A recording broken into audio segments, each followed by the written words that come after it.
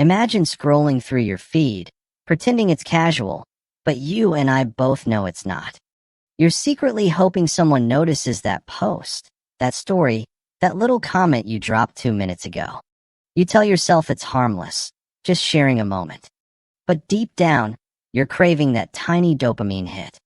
That tiny rush that tells your brain, yes, someone saw me. So what kind of people actually post like this? And why does it matter more than you think? On one side, we have the posters, the people who live for likes, hearts, reactions, and the little green notification that makes their chest tighten for a second. They'll take 20 pictures of their coffee. Angle 1. Angle 2. Angle 3. Then they adjust the brightness, crop it, add a filter, delete it, re-upload it. They aren't just sharing a cup of coffee. They're sharing a moment that they hope earns validation. On the other side, we have the quiet ones. The ones who never post, who barely even tap the like button. They drink their coffee, look out the window, and move on. They scroll in peace, and they don't feel even a tiny sting if nobody notices anything about their day. Both sides think the other is missing something. The posters think the quiet ones are boring. The quiet ones think the posters are noisy. But the truth is, neither side is completely right, and the real difference isn't obvious at all. That's where things get interesting. Because deep down, almost every human shares the same need, the need to feel seen. Even the quietest person in the room wants to feel noticed in some way. Maybe not publicly, maybe not loudly, but still recognized. It's biology. It's how we're wired. When people post, it's rarely about the picture. It's about the reaction. It's the mini rush your brain gives you when you hear the notification sound. That little dopamine hit is addictive. The more you experience it, the more your brain begins to expect it. But it's not a weakness. It's not being attention-seeking. It's simply human. We want acknowledgement. The posters show that need on the outside. The quiet ones fulfill it privately, through relationships, achievements, or moments that never reach a screen. And the quiet ones? They're not mysterious or antisocial. They just choose presence over performance. They don't need a perfect angle. They don't need applause. They enjoy their coffee without documenting it. They laugh with their friends without reaching for their phone. They're not hiding from the world.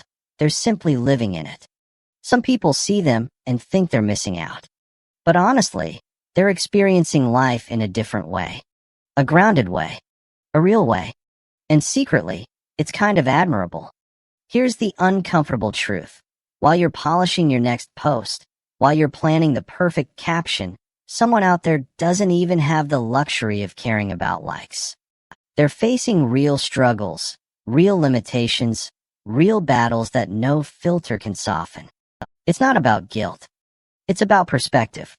Suddenly, the scrolling, the posting, the obsessing over numbers feels small. But still, we keep doing it, because the dopamine is easy. Presence takes effort. The brain science behind all of this is simple. When you post something online, your brain releases dopamine, the same chemical that makes chocolate, shopping, or even winning a game feel rewarding. That creates a loop. Post like reward repeat. It forms quickly, and it's powerful. But here's the interesting part. When you stop chasing those online rewards, your brain slowly rewires itself. You start noticing tiny offline joys, a real laugh, a quiet moment, the feeling of finishing something meaningful. That same part of your brain that got hooked on likes starts to light up from real life again. It's pure neuroscience, but it changes everything. The more you chase attention, the less you feel your own life. The more you choose presence, the more life actually reaches you. Some people live for applause from an invisible audience. Their reality becomes numbers. They measure their life not by what they feel, but by what others see. Others live differently. They measure reality in memories, moments, and meaning. They don't need to post a victory for it to count. They don't need to share happiness for it to be real. It's funny, the louder someone is online, the emptier their offline world often feels. And the quieter someone is online, the richer, deeper, and more meaningful their real life tends to be. And here's where it gets ironic. The people who seem boring on social media, they're usually calmer, happier, less stressed. They're not chasing approval. They're not trapped in the comparison game. While the posters check their phone every few minutes, the quiet ones are living moments that don't need approval. Moments that stay with them. Moments they don't need notifications for. So here's the real message. Presence beats performance. Living for approval will always feel temporary. Living for yourself will always feel real. Your worth isn't written in likes or followers. It's written in the moments you actually live, the moments you feel, breathe, and experience without needing anyone else to validate them. So now, here's your tiny psychological test. What do you choose? The instant hit of online attention, or the quiet, steady joy of living fully? One gives you happiness that fades fast. The other builds a kind of peace that lasts. Only you know which one truly feels right when nobody is watching. So tell me, which one are you? Are you the poster, chasing likes and attention? Or the quiet one, living life in real time? Be honest, drop it in the comments. There's a little bit of both in every one of us. And if you like content that makes you think a little deeper about life, presence, and happiness, consider subscribing.